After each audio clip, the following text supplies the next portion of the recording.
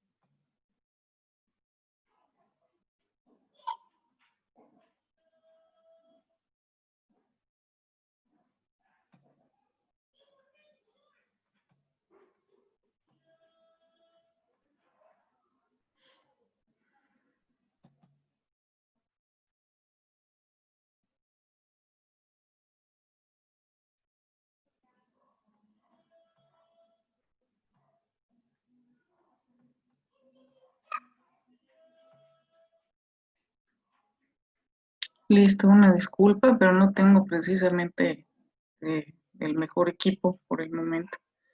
En fin, las metodologías utilizadas en el laboratorio de medicina preventiva es lo que les voy a presentar a continuación. ¿Por qué? Pues porque justamente en el caso de que podamos realizar nuestra práctica presencial, sería en este laboratorio, el de prácticas de medicina preventiva, pero aplicando las metodologías que se utilizan para el laboratorio de servicios. Hace un par de años estaba yo como responsable en esta área de laboratorio de servicios. Actualmente hay otras personas que incluso son nuestras alumnas.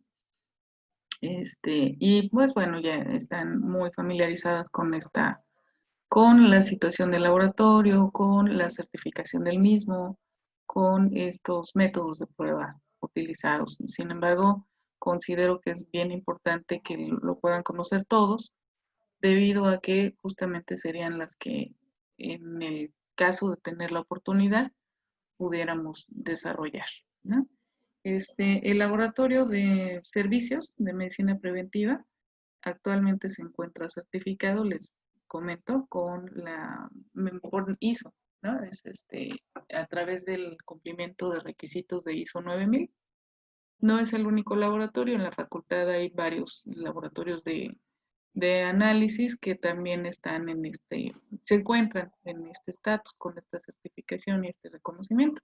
La idea a posteriori, ojalá que se pueda llegar a concretar, es que el laboratorio de servicios de medicina preventiva, pues bueno, pueda alcanzar todavía estatus más altos, como puede ser el de la acreditación, en relación a justamente su competencia técnica.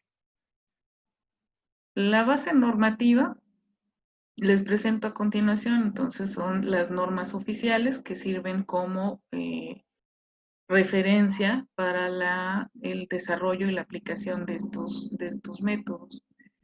En la 110, lo que corresponde a la preparación y dilución de muestras de alimentos para su posterior análisis microbiológico, cualquiera que aplique. La norma 092, la cuenta de bacterias aerobias en placa. La norma 111, que corresponde a la cuenta de mohos y levaduras, que sabemos que son microorganismos que pueden encontrarse en distintos alimentos. La cuenta de los organismos coliformes totales y organismos coliformes fecales, que aquí se emplean como indicadores de calidad sanitaria también, pero que ya son objeto de esta otra norma, que es la 210, y que este mismo documento también no solo propone estas cuentas de indicadores, sino que también establece los métodos para la identificación de algunos patógenos, como puede ser salmonela en alimentos y Staphylococcus aureus igualmente en esta matriz. Y una cuenta más en placa, que es la de organismos coliformes, cuando a lo mejor queremos trabajar con una sensibilidad mayor eh, para poderlos identificar y cuantificar, ¿no? La cuenta de bacterias aerobias en placa se utiliza para investigar el número de este tipo de microorganismos, los cuales crecen a temperatura ambiente.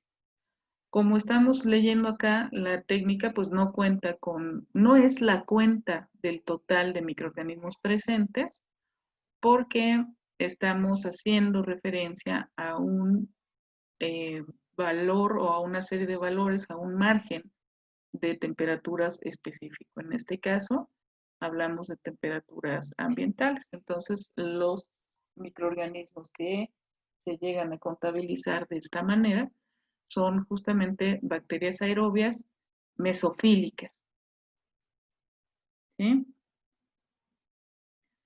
Pueden realizarse también las cuentas de termófilos, las cuentas de psicrófilos y los psicrótrofos.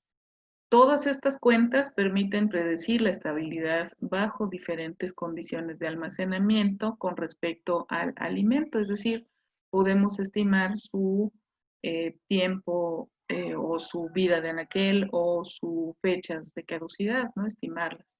Es indispensable controlar cuidadosamente las condiciones para realizar estas cuentas porque se ven o pueden verse afectadas por varias posibilidades dentro del desarrollo de la metodología, es decir, podríamos estar influenciados por los contaminantes biológicos ambientales o procedentes de ciertos equipos o de alguno de los materiales requeridos.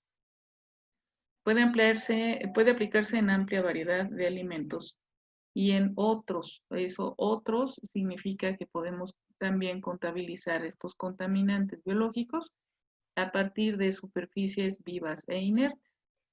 Para ello realizamos entonces la cuenta con un medio de elección, que aquí lo están viendo, es agar cuenta estándar, que señalé entre paréntesis, en una temperatura de 35 grados, más o menos 1 grado como diferencia, como margen de diferencia, y durante 48 horas. Estimamos un periodo más prolongado de crecimiento, eh, pudiendo otorgar entonces un poco más de tiempo para todas aquellas bacterias que quizás tarden un poco más en crecer. El método admite numerosas fuentes de variación que son controlables, pero que están sujetas a la influencia de varios factores como acabo de mencionarles. Se aplica para alimentos lácteos, ultrapasteurizados, cárnicos cocidos, alimentos, productos de la pesca, huevos, alimentos enlatados, preparados y en superficies. Las cuentas de mohos y levaduras están ampliamente, estos microorganismos están ampliamente distribuidos, formando parte de la microbiota, ya flora ya no lo ubicamos así con este término, de un alimento o como agentes contaminantes y en los equipos sanitizados en forma inadecuada. ¿Por qué? Porque se requieren ciertas condiciones, sobre todo de humedad, para que pueda dar lugar, eh, tener lugar el crecimiento de mohos y levaduras. Estos son agentes importantes porque provocan deterioro en los alimentos. Los podemos identificar fácilmente por estos cambios que tienen que ver con el olor, el sabor, la presentación de los productos contaminados. Además, los mohos y levaduras pueden sintetizar metabolitos tóxicos que son termorresistentes. Sabemos que están las aflatoxinas y otro tipo de sustancias similares que son capaces de soportar inhibidores y radiación y tienen la capacidad de alterar sustratos desfavorables, permitiendo el crecimiento de bacterias patógenas, es decir, crean las condiciones ambientales para que puedan crecer otro tipo de microorganismos que sí resulten de un efecto inmediato sobre la salud, ¿no? Su cuantificación permite utilizarlos como un indicador de prácticas sanitarias. Sabemos o podemos darnos una idea clara de la efectividad de sus procesos de limpieza y desinfección a través justamente de un indicador como este, ¿sí? Durante la producción y el almacenamiento de los productos o el uso de materia prima inadecuada. El método se basa en inocular una cantidad conocida de muestra, lo que nos indique la norma 110, en un medio selectivo, que normalmente es el papa dextrosa, que está acidificado y que se incuba a una temperatura de 25 grados. Aquí nos manejamos un rango o un valor menor, acercándonos un poco más a temperaturas templadas, dando como resultado el crecimiento de colonias características bien identificables. Hacemos estas cuentas para alimentos que tienen una vida de anaquel un poco más prolongada. Dense cuenta, como quesos, cereales, alimentos secos, yogures, que son ácidos y que podrían significar o representar un ambiente propicio, mayonesas, salsas y aderezos igualmente ligeramente ácidos y que les son propicios para el crecimiento. La estimación de organismos coliformes totales y fecales por número más probable también es un método que posiblemente revisaríamos o aplicaríamos en laboratorio. Sin embargo, vamos a revisar la metodología. Las bacterias coliformes son un grupo heterogéneo compuesto por varios géneros. La falta de certeza en cuanto a la taxonomía y la imprecisa correlación entre los métodos para la detección de coliformes han generado algunos problemas, porque no todas las especies no todas las especies o subespecies o cepas de Escherichia coli producen gas. O bien lo pueden hacer después de 48 horas, que son las especificaciones de la técnica. Entonces, eso hace que sea un poco más complicado poderlos eh, contabilizar de manera efectiva, ¿no? En segunda instancia, la capacidad de fermentar la lactosa está frecuentemente asociada a genes en plásmidos y nosotros sabemos que es toda esta información a partir de los plásmidos en las bacterias la que está en constante cambio. Entonces, también eso puede limitar un poco la efectividad de la técnica. El número de microorganismos se establece mediante la cuenta unidades formadoras de colonia en el método para la cuenta de coliformes totales en placa, o bien mediante la cuenta de número más probable.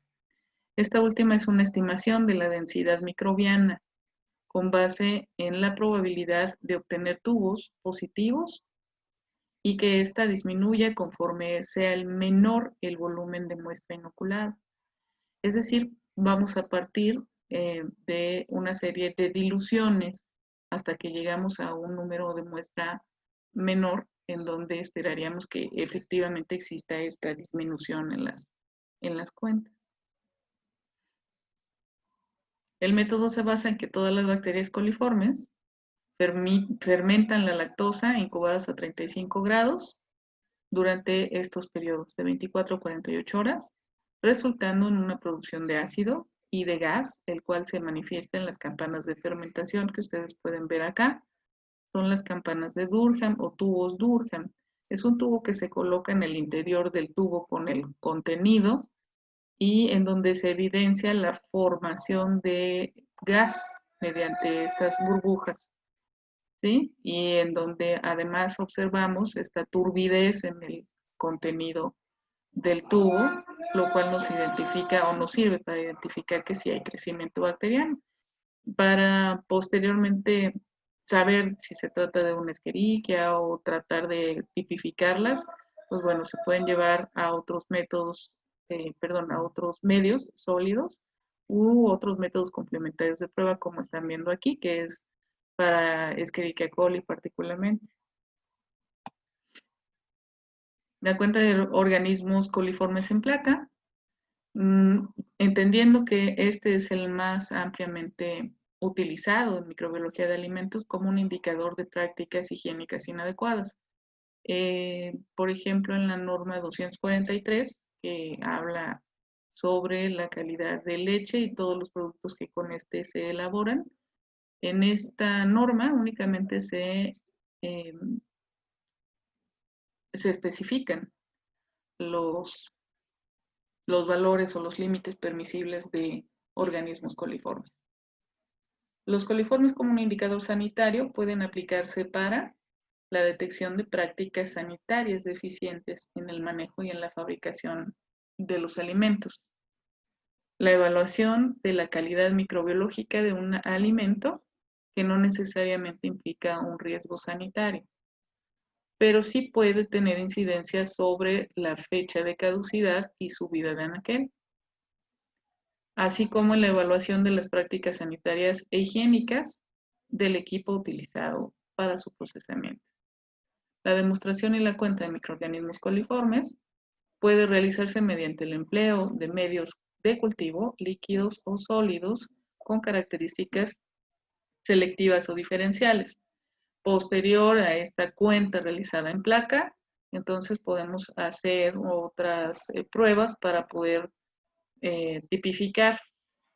En general, lo que se hace es simplemente contabilizarlos. Una aplicación que es muy frecuente es sobre la calidad sanitaria del agua y el hielo utilizados en áreas de procesamiento de alimentos. Para los quesos, agua, carne y productos cárnicos cocidos, curados o madurados, también, o aquellos que requieren salmuera, productos de la pesca frescos, refrigerados y congelados. En todos estos, pues bueno, un factor en común y que se requiere en todos ellos es el agua. El método permite determinar el número de coliformes en una muestra con un medio selectivo que se denomina agar-bilis rojo-violeta. Aquí están las siglas, agar-bilis rojo-violeta, en el que se desarrollan a 35 grados, empleando 24 horas de incubación, y se origina la producción de gas y ácidos orgánicos, los cuales hacen virar el indicador de pH, dándonos como resultado colonias sumamente rojas, es un rojo muy intenso, y alrededor un halo de precipitación generado por las sales biliares, es un halo de decoloración del medio. Así es como las identificamos y así es como las cuantificamos.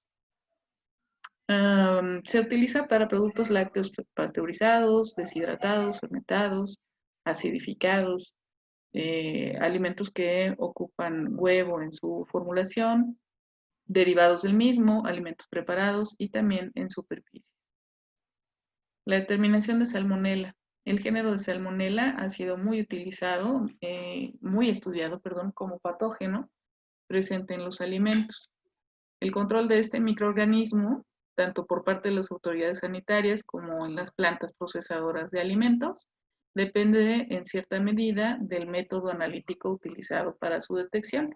Este método que estoy presentando y que es el de la norma oficial, también coincide con el BAM, que es el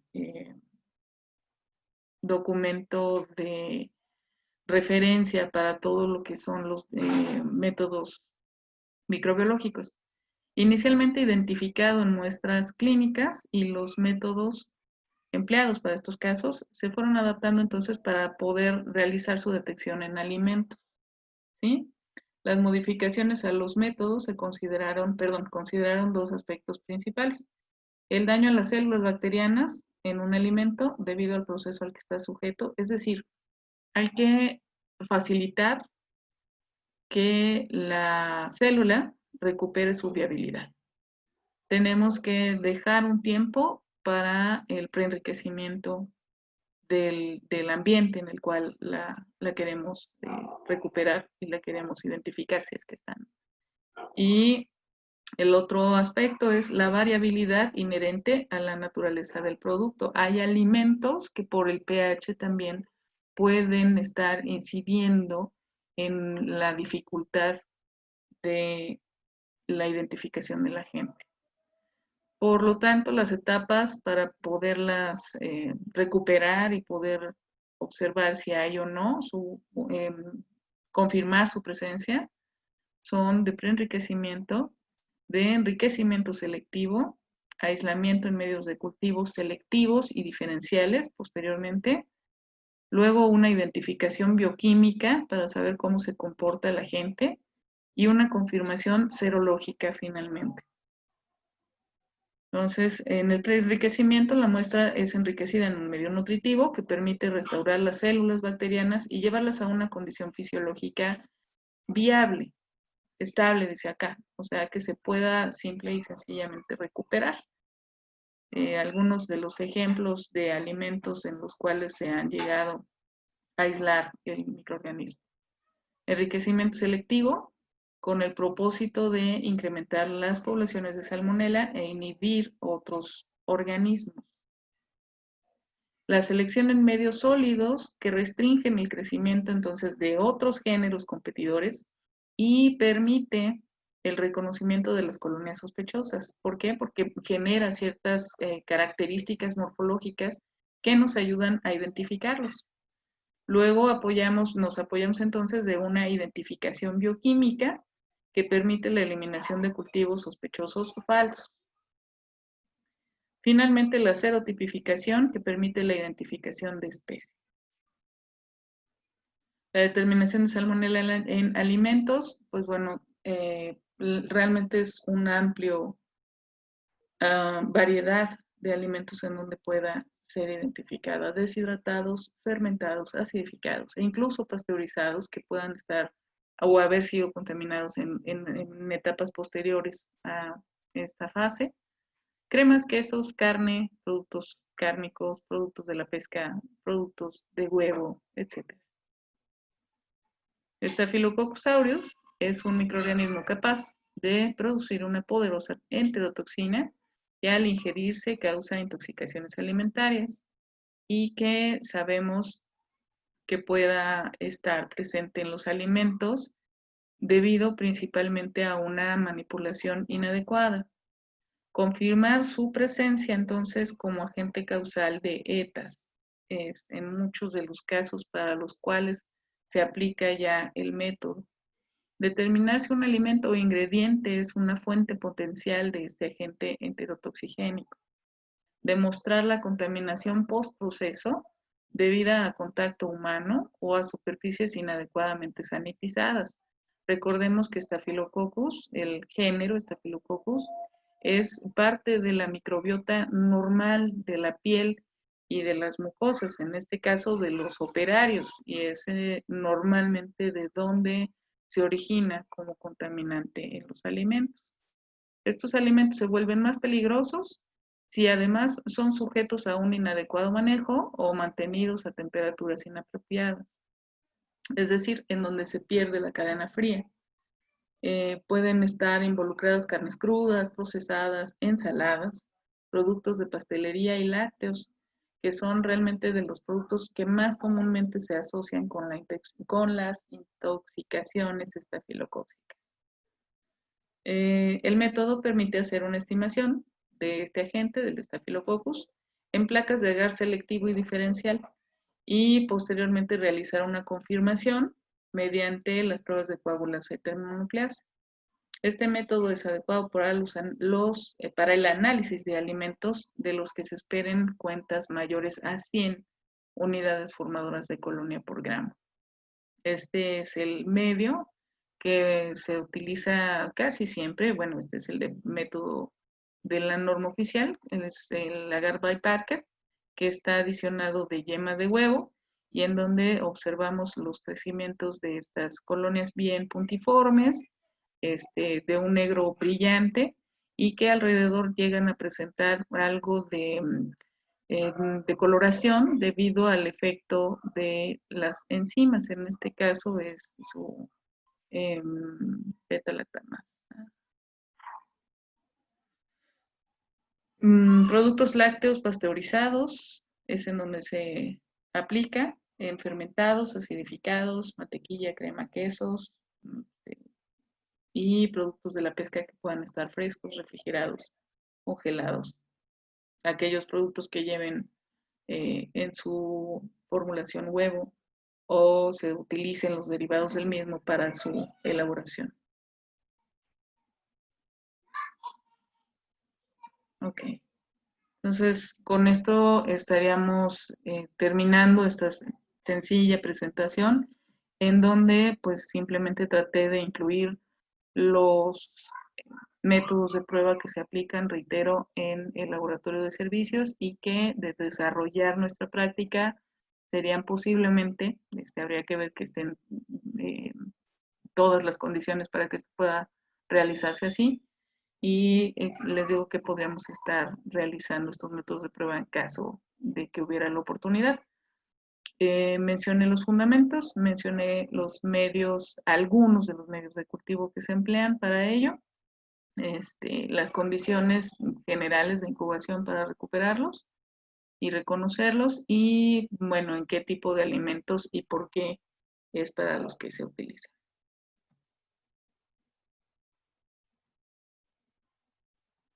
Perdón, había dejado el nombre del otro usuario, pero aquí estoy. Bueno, este es mi primer intento, espero que posteriormente se vaya mejorando. Gracias y hasta luego.